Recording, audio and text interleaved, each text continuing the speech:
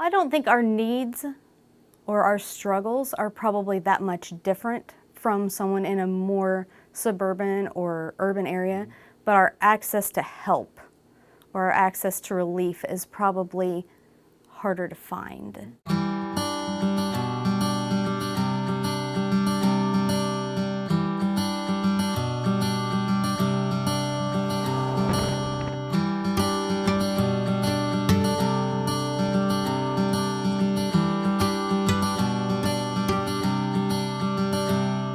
When we're talking about those smaller needs, we meet them, but it's at the expense of our own families and possibly our own needs. You can only spread a small school's budget so far, and if I start asking for like a ripped carpet to be replaced, that's going to be at the expense of, can we replace our math books this year?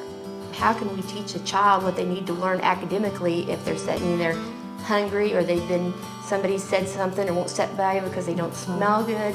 We're still going, and I think the community is going to stand behind that school, because if you lose your school, you lose your community. I think we've lost so many students just because we couldn't get them the help that they needed.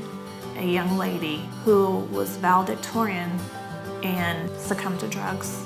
I remember taking her to the emergency room because she was ready to get help.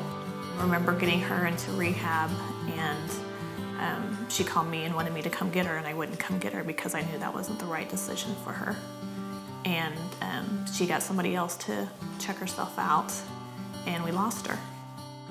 We are just to be faithful to the ministry that God has placed us in, whether it is serving a church as we do here, or whether it is just serving an individual, that we need to be faithful.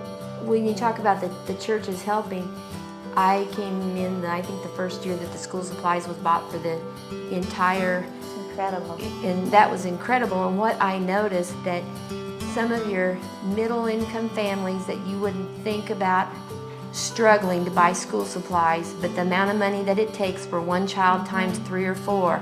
Some of the parents that walked in that didn't realize it was happening, they were just, you could tell how grateful they were, and oh, this will help so much. People in the rural communities help each other without even being asked. Sure, there's times of change and we've got different problems, but we still have good neighbors that helps each other, and if they find out that you're sick or if you're needing something, you know, they help each other. And that's why I like small towns. You can share Jesus all you want to, but you also got to share yourself. And I think that's probably the biggest lesson that I have learned. You realize that all this that you're doing is making a difference.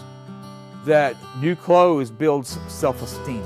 New clothes builds the ability for children to not feel ashamed of who they are. New clothes enables them to learn, because they're not questioning of who they are anymore. I think there are a lot of people in this community that care about each other and that have been here a long time and want to stay here and care about what happens to the people from here. Great things come from this place.